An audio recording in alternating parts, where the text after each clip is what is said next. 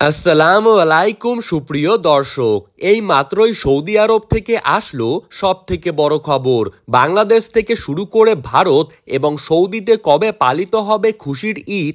এই বছর ২৯টি রোজা হতে চলেছে নাকি ৩০টি?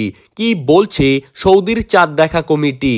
এবং বাংলাদেশ, সৌদি আরব আর ভারতে কবে থেকে দেখা যাবে ঈদের চাঁদ? তো এই সমস্ত বিষয়ে সৌদি আরবের তরফ থেকে যেই গুরুত্বপূর্ণ তথ্যটি চলে এসেছে তাই কিন্তু আমি আপনাদেরকে জানিয়ে দেব এই ভিডিওটির মাধ্যমে। তাই বিস্তারিতভাবে জানতে হলে অবশ্যই ভিডিওটিকে শেষ পর্যন্ত মনোযোগ সহকারে দেখতে থাকবেন।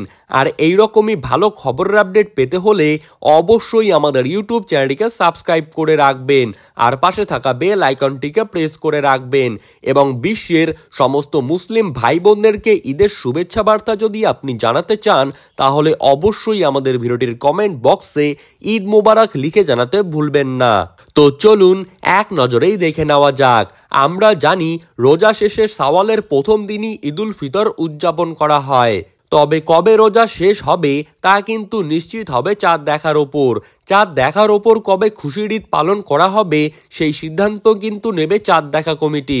সংযুক্ত আরব আমিরাতের জ্যোতির্বিদ্যা বিভাগ জানায় এই বছর কিন্তু ৩০শে মার্চ শাওয়াল মাসের চাঁদ দেখা যাবে। আর সৌদি সহ মধ্যপ্রাচ্যের অন্যান্য দেশগুলিতে ৩১শে মার্চ পালন করা হবে পবিত্র ঈদুল ফিতর।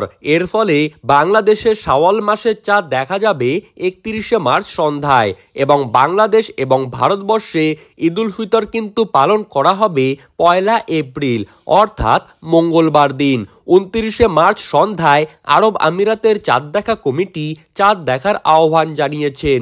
কেউ যদি নির্ধারিত সময়ের আগে চাঁদ দেখতে পায় তাহলে কিন্তু নিকটবর্তী সরকারি দপ্তরে খবর দেওয়ার কথা জানানো হয়েছে।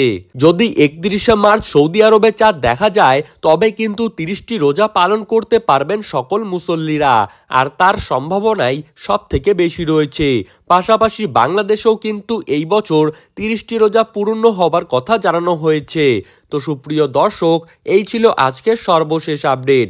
ভিডিওটি কেমন লাগলো তা কিন্তু কমেন্ট বক্সে লিখে জানাবেন আর আমাদের ইউটিউব চ্যানেলটিকে সাবস্ক্রাইব করবেন। ধন্যবাদ।